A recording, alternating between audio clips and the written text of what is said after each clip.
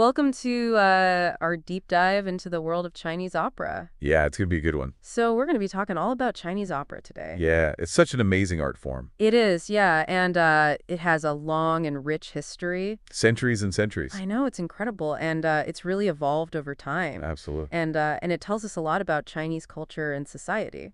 Yeah, it's a reflection of the times, for sure. So where should we begin? Well, how about we start at the very beginning? Okay, sounds good. With the origins of Chinese opera. Perfect. So we're talking way back in the 4th century A.D. Wow. to the later Zhou dynasty. Okay.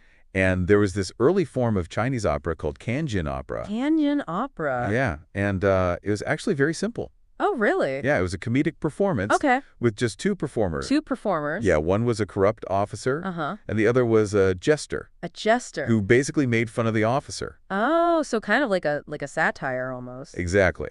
Yeah, it was very popular back then. So was that one of the very first forms of Chinese opera? It was one of the earliest forms, yeah. Wow. Alongside that, there were also masked dances. Masked dances? Like Big Face. Big Face? Which honored a warrior who wore a mask into battle. Oh, that sounds pretty cool. It was. And there was also another masked dance drama called Bo Tu. Bo Tu? Yeah, and that one was about a son avenging his father's death. Oh, wow. Yeah, it was a revenge story, basically. So these were all kind of like the seeds of what would become Yes, exactly. Chinese opera. The foundation of Chinese musical theater. Wow. And from there, it just evolved and grew. So how did it evolve? Well, let's move on to the Tang Dynasty. Okay. Now, during the Tang Dynasty, Emperor Xuanzong was a big fan of the arts. Okay. And he established the first music academy in China. Really? It was called the Peer Garden. The Peer Garden? Yeah, and it was like the Juilliard of its time. Wow, so they had formal training. Exactly. For opera? For musicians, dancers, actors. Wow. And the term disciples of the Peer Garden is still used today to refer to opera professionals. So that legacy lives on. It does. So during the Tang Dynasty, we see this formalization of Chinese opera. Yeah, more structure and organization. And what happens next? Well, then we enter the Song and Yuan dynasties. Okay. And this is where things get really interesting. How so? This is when we start to see the emergence of forms like Zaju and Nangxi. Zaju and Nangxi? Yeah, these forms introduce rhyming schemes. Oh, so they're getting more sophisticated. Exactly. They're adding a whole new level of artistry to the libretto. Okay. And was there anything else that made these forms stand out? Well, this is also when we start to see specialized roles emerge. Specialized roles? Yeah, so you have the Dan for female characters. Okay. The Sheng for male leads. The Hua with their painted faces. Oh, yeah, I've definitely seen those before. And, of course, the Chou, the comedic clown. So this is when those kind of instantly recognizable characters Precisely. start to appear. They become stock characters. Like archetypes? Yeah, you could say that. Well, it's like each character has their own distinct personality, costume. The way they move. Their own unique style. So even if you didn't understand the language, you could still follow the story. Just by looking at the characters. Exactly. That's brilliant. It's very clever. So the Yuan dynasty also brought another big change to Chinese opera, right? You're thinking of the language. Yeah, it started performing in the vernacular. That's right. So was it classical Chinese before that? Yes, it was all classical Chinese. And that was really only accessible to the educated elite, right? For the most part, yeah. So this switch to the vernacular language? It made opera accessible to everyone. Like the common people? Exactly. So it really broadened the audience. Oh, absolutely. Like Shakespeare. Going from the court to the Globe Theater, reaching the masses. I love that analogy. It's a good one. It's like Chinese opera went mainstream. Exactly. And then what happened? Well, as we move into the Ming Dynasty, we see even more developments. Like what? Well, now all characters could sing. Oh, so not just certain roles. Not anymore. Interesting. Yeah, and this is also when Kunqu emerges. Kunqu? Yeah, originating from the Wu cultural area. What's Kunqu known for? Beautiful melodies and poetic language. Sounds lovely. It is, and a very famous example of Kunqu is the Peony Pavilion. The Peony Pavilion. Have you heard of it? I feel like I have. Yeah, it's one of the most famous Chinese operas. Didn't it feature really elaborate costumes and expressive singing? Yes, very much so. So Kunqu itself then went on to influence other forms? Yes, you did. Like what? Well, Twanqi, for example. Twanqi. Yeah, which eventually became one of the 5 melodies of Sichuan Opera. Wow, so it's like this whole web. A complex web. Of interconnected styles. Each one building on the last. So we see each dynasty bringing its own innovations and influences. That's a great way to put it. It's like a recipe that keeps getting tweaked and refined over time. Exactly. But then as we approach the mid-19th century, a new star emerges. Ah, yes. Peking Opera, Peking the Opera. one that everyone knows. Okay, so this is where it gets really interesting. It does. Because this is the form that most people think of when they hear Chinese opera. That's right. So why did Peking opera become so dominant? Well, it rose to prominence during the late Qing dynasty, Okay. a period of great change in China, Yeah. and eventually became known as the national theater. Wow, so it wasn't just a coincidence. No, it wasn't. There must have been something about Peking opera that resonated with audiences. Well, it combined elements from earlier forms, Okay. but with a distinct style and flair. So what set it apart? Well, for one thing, it had strong rhythmic accompaniment using traditional instruments. Okay. And its acting style was very elusive. Elusive. Yeah, it relied heavily on gestures and movements. Oh, so like a very stylized form of acting. Exactly. And then, of course, there's the makeup, Oh, yes, the makeup. the elaborate makeup designs, Which tell you something about the character. just by looking at their face. And Peking opera also has a huge repertoire of works, right? Over 1,000. Wow, that's incredible. Mostly historical and political. So it really had something for everyone. It did. It's like it managed to preserve tradition while also innovating. And appealing to a wider audience. Yeah, it's like it struck a perfect chord at a pivotal moment in Chinese history. You could say that. So that's where we'll leave off for now. Okay. But in the next part of our deep dive, we'll delve into the world of Chinese opera music. The instruments. The vocal techniques. The emotions. It's going to be fast. See you in part 2. See you then. All right, so we're back and ready to dive into the sounds of Chinese opera. The music is really something special. Yeah, I'm excited to learn more about it because when I think of opera music, I usually picture, Western opera. The big orchestra. Yeah, exactly. But I know Chinese opera music is a whole different world. It's unique and captivating. So what sets it apart? What makes it so special? Well, one of the things that really defines Chinese opera music is the use of traditional Chinese instruments. Oh, yeah, those are so cool. They create such a rich and evocative soundscape. Like what kind of instruments? Well, you've got the erhu, for instance. The erhu. Yeah, that two-stringed fiddle with its haunting melodies. Yeah, it's almost like a human voice sometimes. It is very expressive. And then there's the pipa. The pipa. A carrot-shaped lute with 4 strings. Okay. And it has this bright, percussive sound. So different instruments for different moods. Exactly. Each instrument has its own personality and role to play in the drama. And what about the singing? Is it similar to Western opera? Well, there are some similarities, but Chinese opera singing is more about conveying emotion and character through subtle vocal techniques. Oh, interesting. So it's not just about hitting those high notes. Not necessarily. It's more nuanced than that. So like a young maiden in love wouldn't singing in the same style as a powerful general. Exactly.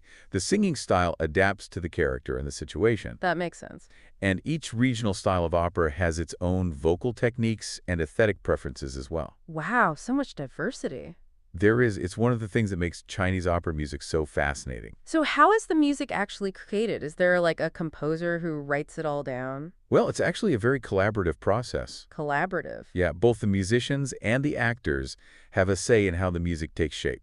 Really? So the actors contribute to the music too? They do. They might suggest melodies or rhythms that they feel suit their character or the scene. Oh, wow. And then the musicians adapt those ideas. Exactly. They draw upon their knowledge of traditional musical forms and instrumental techniques. So it's like a back and forth, a musical conversation. It is. It's very dynamic and spontaneous. So every performance is unique. In a way, yes, because the music is constantly evolving and adapting to the performance. That's amazing. It must require so much skill and trust between the performers and musicians. It does. It's a true partnership. Speaking of skill, the musicians themselves must be incredibly talented. Oh, they are. They need to have exceptional listening skills, adaptability, and a deep understanding of the theatrical context. And I heard that many of them even perform from memory. That's right. It's quite impressive. It is. It's mind-blowing when you think about how complex the music can be. Yeah, it takes years of training and dedication to reach that level of mastery. So let's talk about some of the key instruments that we might hear in a Chinese opera performance. All right, well, we've already mentioned the erhu and the pipa. Yes, those are iconic. They are. And then we have a percussion section, which is really the heartbeat of the orchestra. Okay, what kind of percussion instruments? Well, there's the pipon, which is a pair of wooden clappers. Flappers. Yeah, they keep the beat and signal changes in tempo or mood. So kind of like the conductor.